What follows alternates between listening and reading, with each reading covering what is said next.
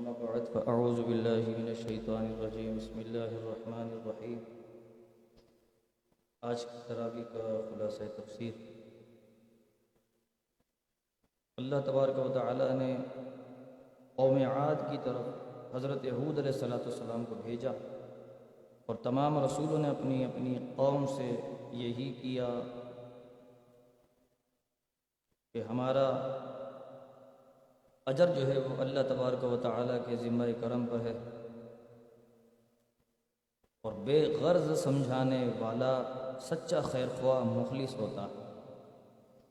یعنی انبیاء علیہ السلام نے اپنی قوموں پر بہت محنت کی، جب دیکھا کہ یہ نہیں مان رہے، نافرمان ہیں، تو آپ نے فرمایا کہ جو ہم نے کیا اس کا اجر اللہ دے گا، اگر تم مان جاتے تو تمہارا بھلا ہوتا، لیکن قوم نہیں مانی۔ اسی طرح قوم سمود کی طرف حضرت اقدس حضرت صالح علیہ السلام کو بھیجا گیا، اور فرمایا آپ نے کہ میری قوم اللہ کی عبادت کرو، غیر اللہ یعنی بتوں کو نہ پوجو،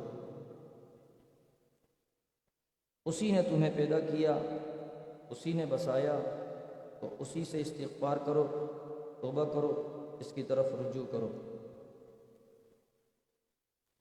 اب یہ جہاں پر بھی قرآن مجید میں آیا نا کہ غیر اللہ کی پوجا نہ کرو، غیر اللہ کو نہ پکارو، لوگ یہ سمجھتے ہیں کہ اس سے مراد یہ ہے کہ اولیاء اللہ کو نہ پکارو، ان کو غلط فہمی ہوگی۔ اگر وہ اس کا شان نزول پڑھیں، آیت کا رکوع کا شان نزول پڑھیں، سورت کا شان نزول پڑھیں، جہاں جہاں اللہ تبارک و تعالی نے جو ہے غیر اللہ سے مانگنے، غیر اللہ کو پکارنے کی جو بھی بات کی ہے، اس غیر اللہ سے مراد بت ہے۔ کہیں پر نہیں لکھا کہ کسی ولی کا نام اولیاء اللہ کے حوالے سے، کوئی بات نہیں۔ پھر حضرت ابراہیم علیہ السلام کا یہاں اس میں تذکرہ ہوا کہ فرشتے آپ کے پاس آئے، یعنی قوم لوط پر عذاب نازل کرنے سے پہلے حضرت ابراہیم علیہ السلام کے پاس آئیں، کیونکہ حضرت ابراہیم اور حضرت لوط علیہ السلام آپس میں کزن بھی ہیں، اس لیے پہلے حضرت ابراہیم علیہ السلام کے پاس آئے اور آپ کو خوشخبری دی کہ آپ کے یہاں اسحاق اور یعقوب پیدا ہوں گے۔ اور پھر حضرت ابراہیم علیہ السلام برجستہ نہ سمجھ سکے کہ کون ہے، آپ آئے بیٹھے تو حضرت ابراہیم علیہ السلام جو ہیں وہ بڑے مہمان نواز تھے، تو حسین چہروں میں فرشتوں نے آ کر سلام کیا، پھر حضرت ابراہیم نے جواب دیا اور فوراً بھنا ہوا گوشت آپ کی بارگاہ میں یعنی فرشتوں کو پیش کیا، تو انہوں نے کھانے کی طرف ہاتھ نہیں بڑھایا، تو جی میں ڈر سے گئے حضرت ابراہیم کہ یہ نہ جانے کون ہے، کھانے کی طرف ہاتھ نہیں بڑھا رہے، انسان تو فوراً کھانے کی طرف دیکھتا ہے، انہوں نے دیکھا بھی نہیں، کیسے دیکھیں فرشتے کھاتے پیتے تھوڑی، لیکن حضرت ابراہیم علیہ السلام کو اس وقت معلوم نہیں تھا۔ اور پھر فرشتوں نے عرض کیا کہ ڈریے مت، ہم قوم لوط کی طرف بھیجے گئے ہیں تاکہ ان پر عذاب نازل کریں۔ اللہ اکبر۔ تو اس سے معلوم چلا کہ حضرت ابراہیم علیہ السلام کو بھنا ہوا گوشت پسند تھا، تو معلوم یہ ہوا گائے کا بھنا ہوا گوشت کھانا حضرت ابراہیم کی سنت ہے، تو خوب بھنا ہوا گوشت کھاؤ۔ ہندو نہیں کھاتے، دیکھو آپ ان کی عادتوں کو جانو اور مسلمانوں کے طریقوں، انبیاء کے طریقوں کو دیکھو، بالکل مختلف پاؤ۔ وہ گوشت نہیں کھاتے، وہ آپ نہیں سمجھتے ہیں اس کو، گائے کو اس کا متر جو ہے ان کے لیے بہت بابرکت ہے معاذ اللہ، تو اب وہ اس کو عزت دیتے ہیں۔ تو ہم نے کب بے عزت کیا؟ اللہ نے خود جو ہے چوپاؤں کو عزت دے کر فرمایا کہ بھائی ان کو جو ہے مینا میں لے جاؤ اور ان کو اللہ کی راہ میں ذبح کرو، اور ان کا گوشت بھی کھاؤ، اوروں کو بھی کھلاؤ۔ سورہ حج میں اللہ نے بیان فرمایا نا، عزت دی ہے، لیکن اب نہ سمجھے کو کیا سمجھائے؟ تو یہ ذہن میں رکھیے، اگر کوئی گوشت نہیں کھاتا کہ بھائی گوشت نہیں کھاتے ہم، تو گوشت کھانا حضرت ابراہیم کی سنت۔ لیکن آج کل جو گوشت ہے اس کے بارے میں پچھلی نشستوں میں عرض کر چکا ہوں کہ سامنے چھری پھیری ہو کسی نے بسم اللہ اللہ اکبر کی، تو پھر آگے فرمایا کہ حضرت شعیب علیہ السلام کو مدین کی طرف بھیجا، اور آپ نے فرمایا اے میری قوم، اللہ کے سوا کسی کو نہ پوجو جو ناپ تول میں کمی نہ کرو یقیناً خوشحال ہو جاؤ. یہ وظیفہ دے دیا قرآن نے ہم کو. اگر ہم کیونکہ یہ ناپ تول میں جو کمی کرتے ہیں یہ یوں کرتے ہیں نا, تھوڑا سا کم کر لو, تھوڑا سا ادھر سے کم کر لو, ادھر سے کم کر لو, ہر جگہ سے کم کر دو, کچھ اپنے پاس یہاں ذخیرہ بھی ہو گیا, مال بھی بک گیا. جبکہ یہ نہیں, یہ غلط ہے, یہ اور مال میں خیانت ہے. یہ ہونا یہ چاہیے کہ یہ مال پورا کا پورا دو, کمی نہ کرو.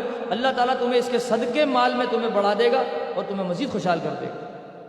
یہ حضرت شعیب علیہ السلام نے اپنی قوم کو سمجھایا. لیکن غور کرنے کی بات یہ ہے کہ قوم نہ سمجھی. صرف اس مسئلے پر اللہ نے ان پر عذاب نازل کیا. ہماری قوم سمجھتی ہے, ہماری قوم ناپ تول میں کمی کرتی ہے, برابر کرتی ہے, اور اتنا کرتی ہے کہ جس کی انتہا نہیں ہے. شاید شعیب علیہ السلام کی قوم نے بھی اتنا نہیں کیا ہوگا جتنا ہمارے یہاں لوگ کرتے ہوں گے. تو اب مجھے بتائیں, پھر ان پر تو عذاب آ گیا بھائی. تم پر عذاب اس لیے نہیں آتا تم رسول کریم علیہ السلام کی امت ہو. سرکار علیہ السلام کے صدقے امت پر آسمانی عذاب اللہ نے روک دیا ہے, اور وہ قیامت کے دن کرے گا. لیکن ہلکا پھلکا پھر بھی وہ تمہیں ڈراتا ہے کہ تم سدھر جاؤ. ذخیرہ اندوزی اور پتہ نہیں کیا کیا ہو رہا ہے یہاں. لوگوں کو چینی کے نام پر بھکاری بنا دیا, لوگوں کے آٹے کے نام پر بھکاری بنا دیا. حتیٰ کہ جو تنظیمیں راشن دیتی ہیں انہوں نے عوام کو بھکاری بنا دیا. پوری تحقیقات کر کے ان کو جب تک ذلیل نہیں کر دیں گے نا, ناک ان کی زمین پہ نہیں رگڑا دیں گے نا, اس وقت تک راشن نہیں دیں گے.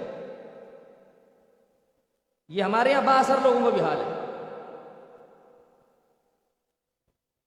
اب آپ دیکھیں کہ انبیاء کو اللہ تعالیٰ نے بھیجا اور سب نے ایک ایک مسئلے پر قوم کی اصلاح کرنے کی کوشش کی.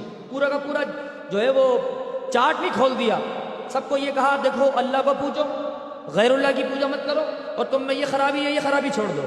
حضرت لوط علیہ السلام آئے, بھائی دیکھو اللہ کو پوجو, غیر اللہ کی پوجا ختم کرو, یہ نباتت ختم کرو. سب انبیاء ایک ایک موضوع پر بات کرتے رہے. اور نبی پاک علیہ السلام کو پورے دین پوری شریعت کو ایک جامع کر کے سرکار کے ذمہ ڈال دی. اور حضور علیہ السلام نے اس کو بڑے خوش اسلوبی کے ساتھ اور حسن انداز کے ساتھ اور طریقہ احسن کے ساتھ اپنی امت کو وہ پہنچا دیا. اور امت کو جب پہنچا تو پھر صحابہ کرام علیہم رضوان نے اپنی وہ پوری ذمہ داری نبھائی اور وہ ہم تک پہنچا. تو اس لیے اس پر غور کیجئے کہ دیکھیں ہر رکوع کے اندر جو ہے, یعنی قرآن مجید میں ہر رکوع میں مختلف انبیاء کے ناموں کے ساتھ ایک ایک مسئلہ بیان ہو رہا ہے. حضرت موسیٰ علیہ السلام کو اللہ نے معجزہ عطا فرمایا, فرعونیوں کے درمیان بھیجا, فرعون کے پاس بھی بھیجا مگر وہ ایمان نہیں لائے. اچھا فرعون مان گیا تھا. حضرت موسیٰ علیہ السلام اور ہارون علیہ السلام جو ان کے بھائی تھے, ان کو فرعون کو ذہن بنا دیا تھا کہ اگر تو مان جائے گا تو تو ہمیشہ جوان رہے گا, تو بوڑھا نہیں ہوگا, اور یہ جو تیری مصر پر حکومت ہے نا یہ ہمیشہ رہے گی. کتنا بڑا اس کو چانس دیا تھا, لیکن یہ مان بھی گیا تھا, خوش ہو گیا تھا. اچھا پھر حضرت نے فرمایا تھا کہ تو جنت میں بھی جائے گا اگر تو نے ہماری بات مان لی. اس نے کہا ٹھیک ہے, بہت اچھی بات ہے, لیکن اس کے اندر ایک گندی عادت یہ تھی کہ یہ حامان اس کا جو مشیر تھا نا اس سے بغیر مشورے کام نہ کرتا. اس نے کہا حامان آئے گا تو میں مشورہ کروں گا. حامان آیا, اس نے مشورہ کیا, اس نے کہا پاگل ہو گئے آپ, میں تو آپ کو بہت عقل مند سمجھتا تھا, آپ تو بیوقوف نکلے. ارے آپ تو رب ہیں, بندہ بننے چلے ہیں, آپ تو رب ہیں. یعنی فرعون کو کہا حامان نے معاذ اللہ, وہ چڑھ گیا, وہ اچھا اس سے غلطی ہو گئی. نہیں بالکل نہیں. کہا آپ اس سے کہیے تم کہاں کی بات کرتے ہو, اس کو کہیں کہ آپ کو پوچھے. پھر فرعون کا دماغ خراب ہو گیا. واہ, وہ خراب جو ہوا پھر وہ خراب ہی ہو گیا, پھر وہ بالکل ہی بگڑ گیا. اور پھر اس نے اپنا ہی بیڑا غرق کر لیا, اور کسی کا کیا کیا, اپنا ہی بیڑا غرق کر دیا. اور پھر پوری تفصیل سے اس کا واقعہ. حضرت اقدس موسیٰ علیہ السلام کو اللہ عز و جل نے توریت عطا فرمائی. اچھا پھر اس کے اوپر بعض لوگ ایمان لائے اور بعض نے انکار کر دیا. اور آخرت کا معاملہ اگر نہ ہوتا تو ہرگز گرفتار عذاب کر دیتا. جیسے میں نے ابھی آپ کو آخرت کا معاملہ اگر نہ ہوتا نا تو دنیا میں سب سے نپٹ لیتا ہوں. لیکن اس نے آخرت چونکہ رکھی ہے, ٹھیک ہے کر لو جو برتنا ہے برتو, جتنے دن تم یہاں رہتے ہو رہو, اس کے بعد تم آؤ وہاں پہ. یہ کچھ اس طرح کی عادتیں ہمارے اندر بھی ہیں. ہم اپنی عادتوں پہ غور کریں نا کہ فطرت اللہ التی فطر الناس علیہا, اللہ نے انسان کو اپنی عادتوں کے مطابق پیدا کیا. جیسی اس کی خود کی عادت ہے نا, معاف کرنا, چھوڑ دینا, اللہ نے یہ انسان میں بھی ڈالا ہے. انسان بھی معاف کر دیتا ہے، چھوڑ دیتا ہے، درگزر کر دیتا ہے۔ یہ اللہ کی صفات ہے اگر کسی بندے میں، اور یہی صفات اپنے اندر زیادہ کرے گا شخص جس میں عادتیں زیادہ ہو اللہ کی، بس یہ نشانی بتا رہا ہوں آپ کو۔ یہ نشانی ذہن میں رکھیے کہ اللہ کے ولی کی پہچان کیسے ہوگی۔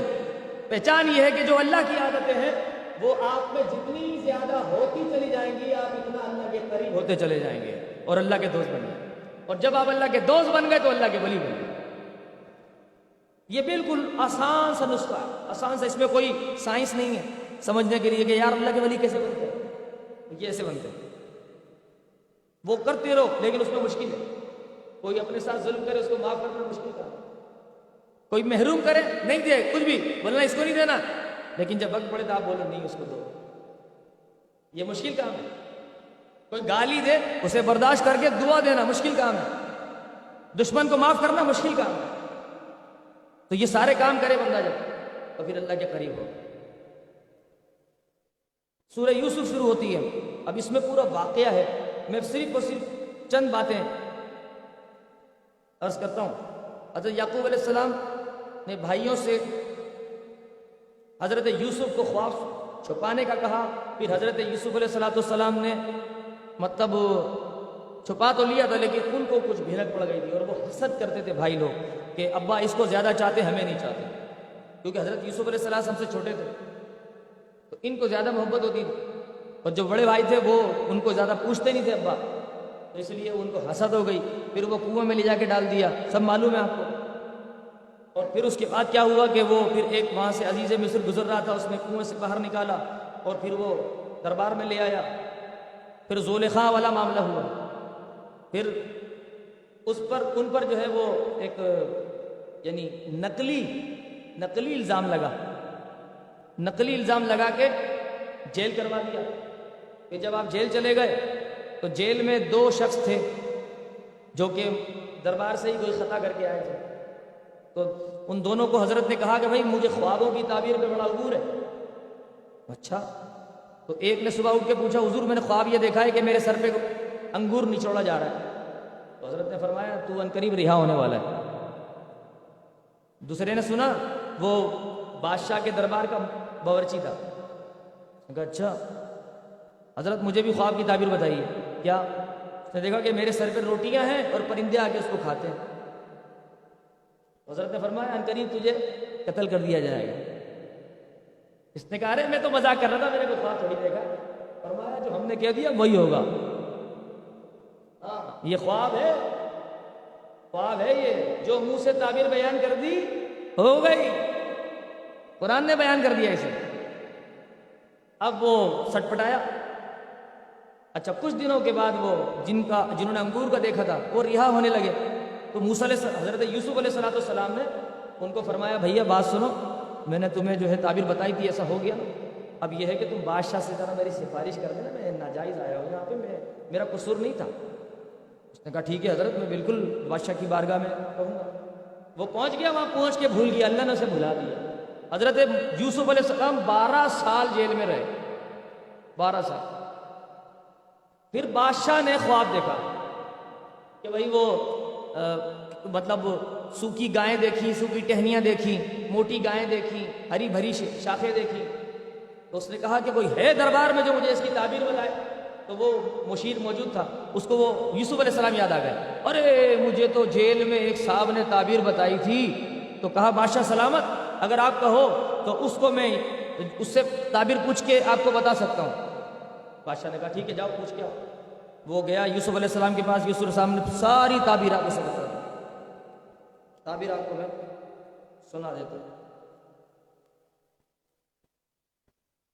تعبیر کیا تھی؟ حضرت یوسف علیہ السلام نے تعبیر بیان فرمائی اور آپ نے یوں فرمایا کہ 7 برس لگاتار کھیتی کرو گے تو جو کاٹو گے وہ اس کے بال میں رہنے دو تاکہ خراب نہ ہو اور آفت سے محفوظ رہے، پھر اس پر سے بھوسی اتار لو اور اسے صاف کر کے باقی ذخیرہ کر کے محفوظ کر لو۔ یہ اشارہ تھا دبلی گایوں کی طرف جو سوکھی بالوں میں، اور پھر 1 سال کثیر الخیر ہوگا، زمین سرسبز و شاداب ہو جائے گی، انگور اور تل اور زیتون کا تیل نکالیں گے اور خوب پھل لگیں گے۔ جب یہ خواب کی تعبیر بیان کی تو بادشاہ کو آگے سنا دی. بادشاہ بہت خوش ہوا، بہت خوش ہوا. اس نے کہا کہ میں یہ خواب کی تعبیر اپنے کانوں سے سننا چاہتا ہوں، انہیں یہاں لایا جائے. اللہ، یہ سبب بنا ان کی رہائی کا. اللہ کی شان ہے.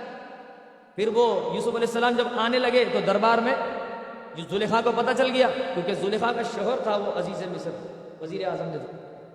تو اس نے کہا کہ سہیلیوں سنو، میرا چاہنے والا آ رہا ہے، جسے میں چاہتی ہوں وہ آ رہا ہے. کیونکہ یہ بھی نیک عورت تھی. انہوں نے محبت میں گم رفتہ ہو کر ان کو قید کروا دیا تھا کہ کہیں مجھ سے یہ جدا نہ ہو جائے، اس لیے ان کو پکڑوا دیا تھا کہ اس کو جیل میں ڈالو. ابھی اللہ جو کرے گا وہ کرے گا. تو عورتوں کو تیار کر دیا، دربار سج گیا. حضرت یوسف علیہ السلام آئے. اللہ اکبر، کیا منظر تھا کہ یوسف علیہ السلام آ رہے ہیں. عورتوں نے دیکھا ان کے ہاتھ میں لیمو پکڑا دیے تھے. جو بادشاہ کی بیوی تھی اس نے لیمو پکڑا دیا. اس نے کہا کہ تم جو ہے وہ زیادہ توجہ سے مت دیکھنا، کہیں نظر نہ لگ جائے. تم لیمو وغیرہ کاٹنے میں ذرا توجہ رکھنا تاکہ تم یہاں دودھ دیکھتے رہنا اور کاٹتے رہنا. اس نے یوں اس مقصد میں دے دیا. وہ تو جب حضرت یوسف علیہ السلام کی چہرے انور پہ نظر پڑی ان عورتوں کی تو کہنے لگی قل حاش للہ ما ھذا بشرا ان ھذا الا ملک کریم. یہ انسان نہیں ہے، کوئی فرشتہ ہے. اتنے خوبصورت ہے. بس اس میں اتنی گم ہو گئی. وہ تمام خواتین وہ چھری سے لیمو کاٹ رہی تھی، ان کی انگلیاں بھی کٹ گئیں، ان کو احساس تک نہیں ہوا. انگلیاں بھی کاٹ دی بالکل. حالانکہ ہلکا چیرا لگ جاتا پتہ چل جاتا ہے، لیکن وہ انگلیاں بھی کٹ گئیں. تو پھر اعلیٰ حضرت نے کہہ دیا کہ حسن یوسف پہ کٹی مصر میں انگشت زنا، سر کٹاتے ہیں تیرے نام پہ مردانے. یہ تو حضرت یوسف علیہ السلام کا حسن تھا کہ عورتوں کی انگلیاں کٹی ہیں. میرے آقا علیہ السلام کے نام پر تو غازی ممتاز قادری پیدا ہوتے ہیں، غازی علم الدین شہید پیدا ہوتے ہیں، عبد القیوم غازی پیدا ہوتے ہیں. میرے آقا کی ناموس پر تو یوں لوگ قربان ہو جاتے ہیں، ابھی بھی قربان ہوئے. یہ نام پر ہوئے سرکار کے. انہوں نے سرکار کو دیکھا نہیں ہے بلکہ دربار رسالت میں جا کے سرکار کی زیارت کی ہے. دیدار کے شوق میں چلے گئے. اچھا ایسے نہیں ہوگا، چلو مارو پھر جا کے دیکھیں گے. جیسے شاعر نے کہا، اعلیٰ حضرت فرماتے ہیں نا کہ سرکار علیہ السلام کی زیارت کی خاطر تو قبر میں آیا. فرشتے پوچھیں گے کہ کاہے آیا، کیوں آیا؟ تو میں عرض کروں گا مر کے پہنچا ہوں اس دلربا کی دیدار کے واسطے. کہ ان کا دیدار یہاں تو ممکن ہے، بالکل طے شدہ بات ہے کہ سرکار یہاں تو تشریف لائیں گے. تو یہاں میں دیدار کرنے کے لیے، دنیا سے جانے کے لیے میں دنیا سے گیا تاکہ قبر میں تو میری زیارت، میرے آقا علیہ السلام کی زیارت ہو ہی جائے. یہ ہے عاشق کا نظریہ. تو اس لیے حسن یوسف جو ہے وہ دیکھ کر زلیخا کی جو سہیلیاں تھیں سب نے انگلیاں کاٹ لی. پھر وہ سلسلہ چلتا رہا. اس کے بعد پھر زلیخا نے اپنی غلطی کا اعتراف کر لیا. پھر اس کو یوسف علیہ السلام نے معاف کر دیا. پھر اللہ نے ان کی غلطی کو معاف کر دیا. پھر عزیز مصر کا انتقال ہو گیا. پھر یوسف علیہ السلام سے شادی ہو گئی. پھر یوسف علیہ السلام مصر کے بادشاہ بن گئے. پھر ان کے بھائی غلہ لینے آئے. پھر وہ سال آ گئے جو 60 سالی کے تھے. پھر وہ بھائی آ گئے. پھر وہ غلے کے معاملہ ہوا. پھر یوسف علیہ السلام نے پہچان لیا. فرمایا تمہارے والد بھی تھے کوئی؟ کہا بالکل تھے. کہ بھائی بھی تھا بنیامین؟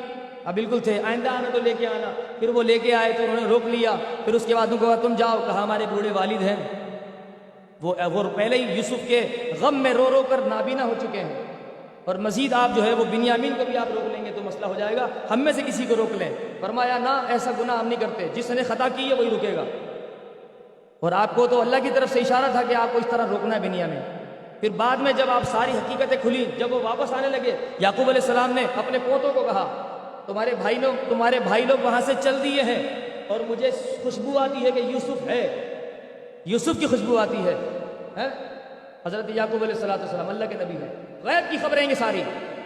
وقت نہیں ہے، نہیں تو میں آپ کو تفصیل سے بتاتا اور کتنے نکات ہیں اس میں غیب کے. پھر یوسف علیہ السلام کی خوشبو سونگی اور پھر اس کے بعد فرمایا کہ میں نہیں کہتا تھا تمہیں کہ یوسف ہے؟ کہا ابا آپ کیسے کہہ سکتے ہو؟ تو پھر یہ جب واپس پہنچے وہ ساری بات چیت ہونے لگی. تو پھر بھائیوں نے جب یوسف علیہ السلام سے مکالمہ کیا اور یوسف علیہ السلام کی عادتاً جو مسکراہٹ تھی وہ چہرے پہ جیسی آئی، تو جب آپ کے وہ حسین دانت مبارک جب بھائیوں نے دیکھے اور وہ مسکرانا پہچان لیا کہ یہ تو بھائی کا مسکرانا ہے، کہ آپ یوسف ہیں؟ کہا جی میں یوسف ہوں. یوں پہچان لیا. پھر وہ سلسلہ سارا ہوا، پھر بھائیوں نے توبہ کر لی، تو اب یوسف علیہ السلام کے جو بھائی تھے ان کو گالی نہیں دے سکتا کوئی، گناہ ملے گا، کیونکہ انہوں نے پھر توبہ کر لی تھی۔ وہ یوسف علیہ السلام کے اب دوست اور صحابہ بن گئے۔ پھر یعقوب علیہ السلام جو ہے وہ پھر یوسف علیہ السلام کی اور یعقوب علیہ السلام کی ملاقات کا سلسلہ ہوا۔ یہ ایسا رقت انگیز اور رونق افروز اور ایمان افروز واقعہ ہے نا، اگر آپ پڑھیں گے تو میرا خیال ہے کہ آنسو گرتے رہیں گے اور پڑھتے رہیں گے۔ پھر ایک میدان کے اندر بڑے اہتمام کے ساتھ یوسف علیہ السلام نے فوج کے ساتھ، ایک فوج جو بڑی زبردست تیاری کے ساتھ تھی اور بڑے گجرے اور ہاتھ پھور لے کر کے، ابا کی اور بیٹے کی ملاقات ہونے والی ہے، اور جب ملاقات ہوئی تو دونوں نے ایک دوسرے کو ملا گلے سے اور رونے لگے، خوب روئے، باپ بیٹا کافی عرصے کے بعد بچھڑ کے بعد ملے۔ اور پھر جب ملاقات ہو گئی تو اس کے بعد جو ہے معاملہ سیدھا ہو گیا، اچھا ہو گیا۔ پھر حضرت یعقوب علیہ السلام نے وصیت فرمائی کہ بھائی جب میں انتقال کر جاؤں گا تو مجھے شام میں دفنانا۔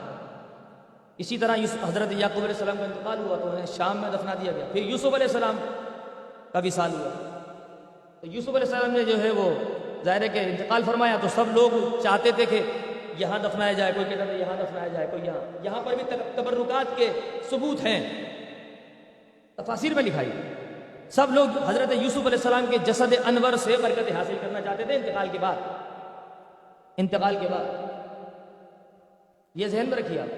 تو پھر سب نے اتفاق کیا کہ بھائی نہ ادھر نہ ادھر، کئی بار بھی دریا نیل کے سینٹر میں، پھر دریا نیل کے سینٹر میں دفنایا گیا۔ پھر سلسلہ چلتا رہا، 400 سال کے بعد موسیٰ علیہ السلام آئے، تو موسیٰ علیہ السلام نے اس تابوت کو وہاں سے نکالا اور حضرت یعقوب علیہ السلام کے پڑوس میں دفنایا، شام میں لے جایا۔ یہ یوسف علیہ السلام کا واقعہ تھا۔ اب جو ہے کوئی سوچے میں تھوڑے سے وقت میں جو ہے میں نے کتنی جلدی پورا واقعہ سنایا آپ کو، لیکن پھر بھی آپ ٹائم دیکھیں اب میں کیا بیان کروں گا۔ صاف یہ ہے کہ بھائی بند کر کے تراویح پڑھنا شروع کر دیں، نہ بیان کرو تو پھر کیا کریں، اب کرو تو لمبا، کتنا شارٹ کریں، خود ہی شارٹ ہو جائیں گے۔ پھر حضرت یوسف علیہ السلام نے اچھا یہ ہو گیا بطور عاجزی، یعنی 13ویں پارے کے اندر جو ہے اب 13واں پارہ ہمارا شروع ہو رہا ہے، تو اس میں یوسف علیہ السلام نے بطور عاجزی اللہ کی جناب میں عرض کی کہ میں اپنے نفس کو بے قصور نہیں بتاتا، کہ اللہ کی رحمت اور یہ اللہ کے کرم پر ہے کہ جس کو معصوم کرے اور وہ برائیوں سے بچے۔ یعنی جب حضرت یوسف علیہ السلام بری ہو گئے نا کہ انہوں نے غلطی نہیں کی تھی، تو پھر آپ نے فرمایا کہ یہ میرا کمال نہیں تھا، میرے رب نے مجھے معصوم بنایا، اور معصوم صرف انبیاء ہوتے ہیں اور فرشتے ہوتے ہیں، بس ان کے علاوہ کوئی بھی معصوم نہیں ہے، جو بھی ہے وہ معصوم نہیں ہے، وہ محفوظ ہیں، یعنی محفوظ عن الخطا ہے، کہ وہ خطا سے محفوظ ہے، وہ گناہ نہیں کر سکتے، یعنی اس معنی میں کہ اللہ ان کو بچا کے رکھتا ہے، کیونکہ جب اللہ چاہے تو گناہ نہیں ہوتا، اللہ چاہے تو گناہ نہیں ہوگا، اور اللہ اگر چھوڑ دے تو گناہ ہو جائے گا۔ اسی لیے بزرگ کہتے ہیں کہ اگر کسی سے گناہ ہوتا ہے تو وہ یہ سمجھ لے کہ اللہ کی نظر رحمت اس پر نہیں ہے۔ ہاں، گناہ گاروں کے لیے پیغام ہے یہ مجھ جیسوں کے لیے، کہ اگر کسی سے گناہ سرزد ہو رہا ہے تو وہ یہ نہ سمجھے کہ اللہ کی نظر رحمت اس پر ہے، جس پر اللہ کی نظر رحمت ہوتی ہے وہ گناہ نہیں کرتا، جس پر اللہ کی نظر رحمت ہے وہ گناہ سے بچ جاتا ہے، یہ ذہن میں رکھنا۔